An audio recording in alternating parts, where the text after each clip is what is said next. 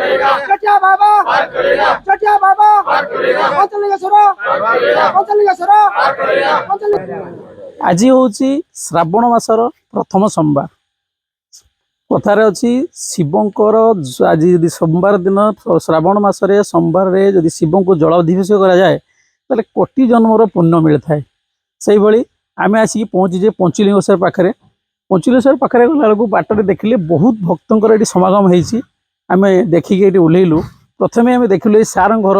जे आम देखिलु गेट्रे लिखाई सी जन होती बीएसएफ बड़ सिक्यूरीटी फोर्स बड़ माने बहुत बड़ ऑफिसर। घर सामने भक्तों मेल देखिक आम रही जाइलु। तापर आम पाखक आम जावा सी कहीं एत बड़ गोटे माने स्टेप नेले जे भक्त आजिकल दुनिया रे जे गोटे साधारण व्यक्ति की आश्रय न दूसरा बेले एमाने बहुत दूर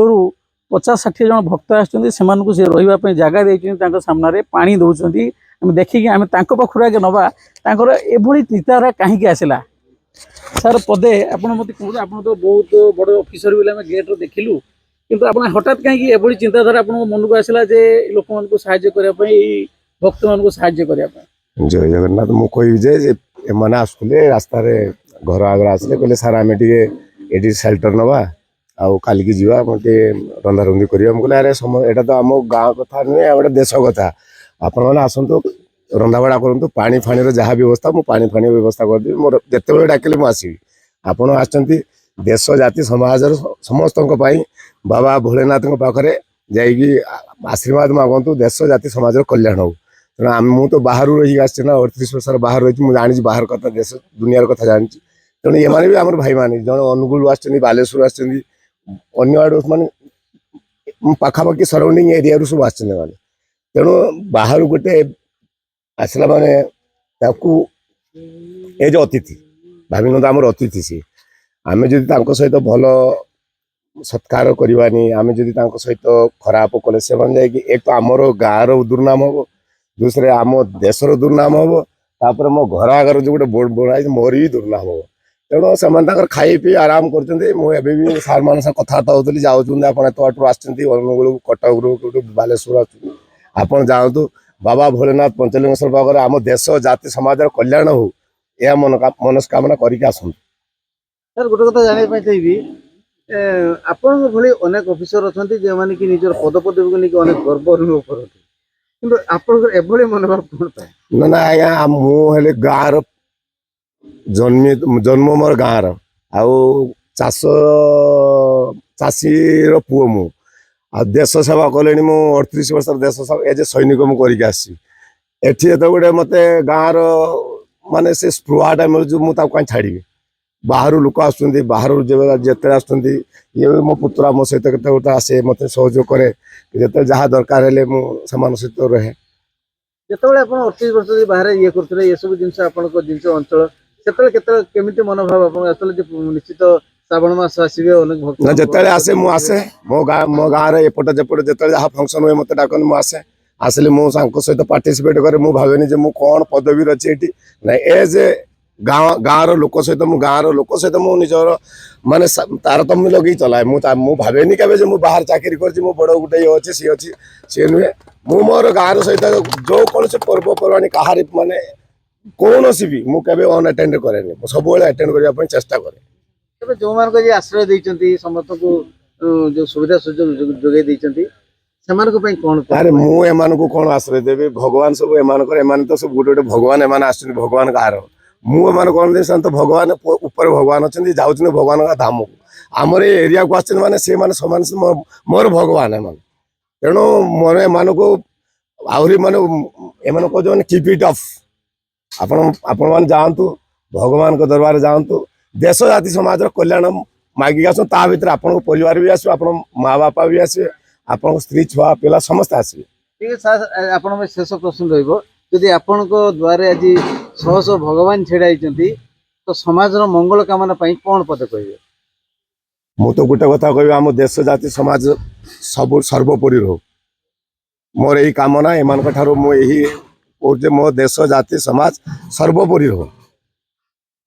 ठीक अच्छे तबे आम एबा कि भक्त आम सहित उपस्थित अच्छा से भक्त सहित किसी कथा हाँ जो भक्त मैंने दूर दूर छुट्टी आसने अनेक आशा आकांक्षा नहीं जो आसीथिले ताकर मनस्कामना पूर्ण होईची जो सार थिले ताकर सब किछि कथा को समाने पूर्ण करचंती एवं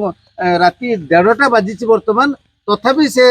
ताଙ୍କ सहित अछंती एवं समान को उत्साहित मदद करचंती कोन कहबे कोठू आस्थिले को लक्ष्य नहीं आछंती एते समागम होईची आ ओडिसा रो विभिन्न शैवपीठ होईची माने विशेष कर पंचलिंगेश्वर कोन तथ्य रही कि आपण दौड़ी आछंती छुट्टी आछंती ते बाट आमे अनुगुलर लंगुलियावाड़ा ग्रामवासी आसु आमे कम से कम 50-100 भक्त प्रति वर्ष समागम करुचु किंतु सब थर आसबू आसबू कहलु आसी पारिनु किंतु वर्तमान पंचलिंगेश्वर आसीजु बहुत खुशी अच्छी यहाँ आमर बहुत दिन आशा थिला इथर प्रथम करके आम आसचु आगुरी भी आमर बहुत भक्त आसी आमे ओडिशार प्रत्येक जगह को जाऊँ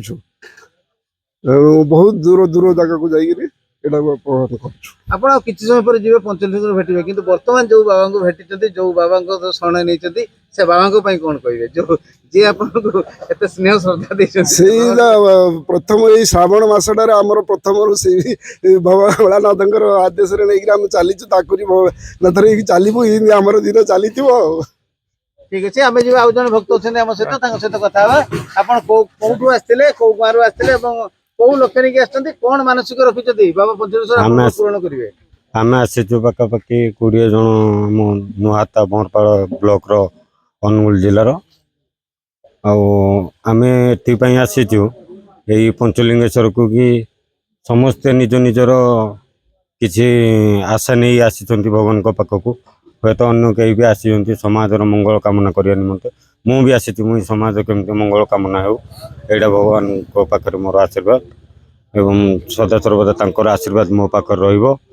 जय बाबा भोलानाथ की जय बाबा पंचलिंगेश्वर की तबे आमे जहा जानिलु भक्त को मोरु जे समते आसीचंती समाजर मंगल कामना करिया पई जे सार जो ये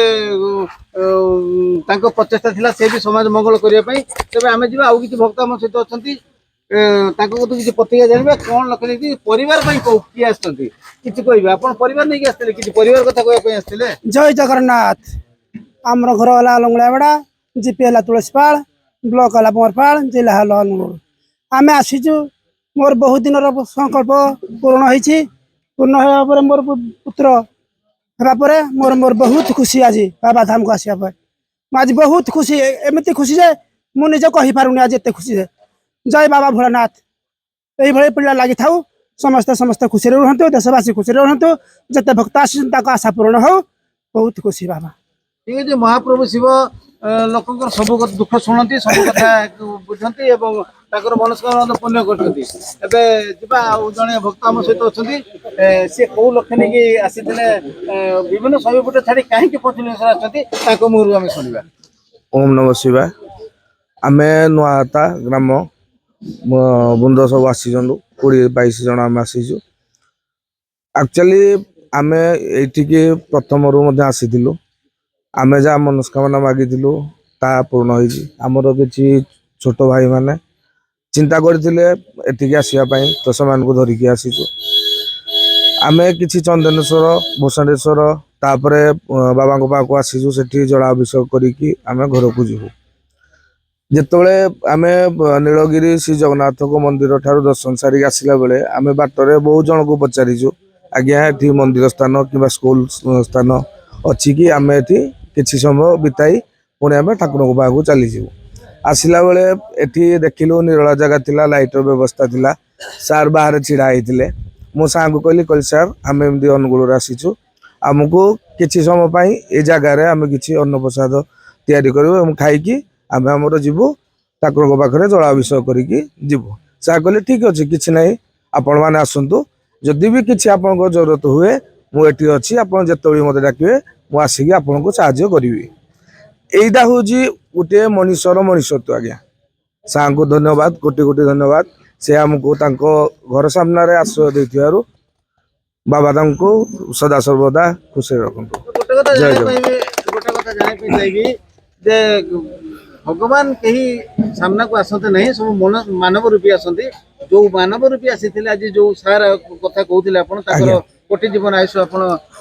भिक्षा करुले से सार कौन कहना चाहिए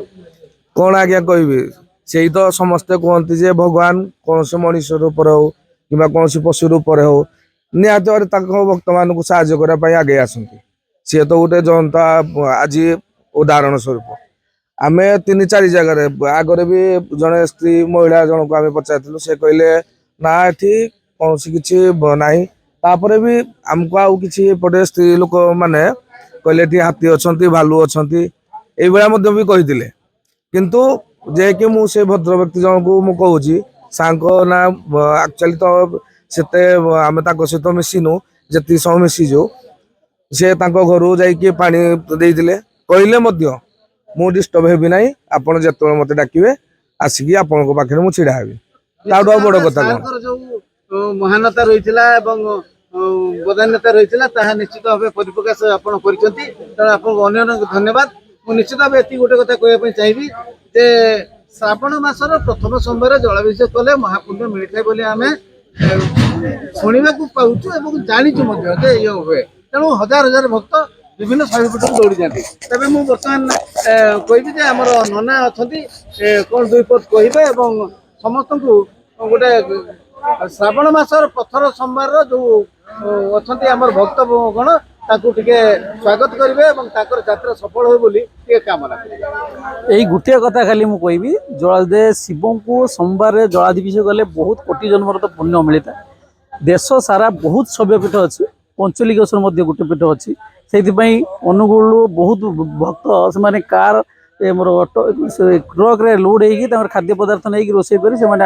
ଆସନ୍ତା କାଲି ଶୈବପୀଠକୁ ଯାଇକି ରହିବେ। ଦେଶ ସାରା ଆମର ଓଡ଼ିଶାରେ ବହୁତ ଶୈବପୀଠ ଅଛନ୍ତି। ସମସ୍ତ ଭକ୍ତମାନଙ୍କୁ ମୁଁ ଅନୁରୋଧ କରିବି ଶିବଙ୍କ ପାଖକୁ ଯାଆନ୍ତୁ, ଜଳାଧିଷେକ କରନ୍ତୁ ଏବଂ ଆପଣଙ୍କ ମନସ୍କାମନା ପୂରଣ କରନ୍ତୁ। ଜୟ ଜଗନ୍ନାଥ, ଜୟ ବାବା ଭୋଲେନାଥ।